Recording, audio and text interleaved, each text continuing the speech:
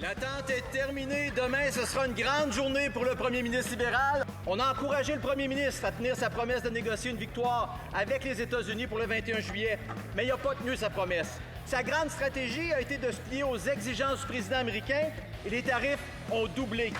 Monsieur le Président, au Saguenay, le secteur d'aluminium souffre.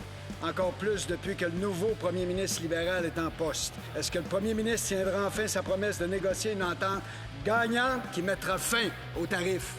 Demain, est-ce que le premier ministre va enfin tenir sa promesse de négocier une victoire pour éliminer tous les tarifs américains?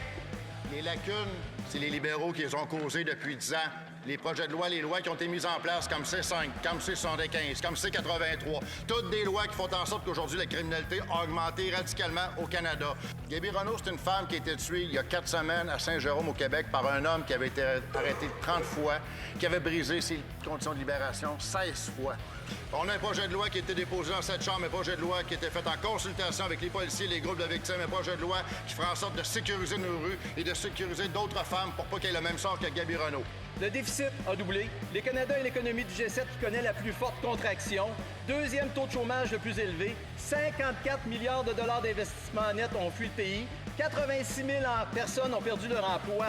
Monsieur le Président, premier ministre est-il mauvais diplomate, mauvais économiste pour le pays ou tout simplement mauvais?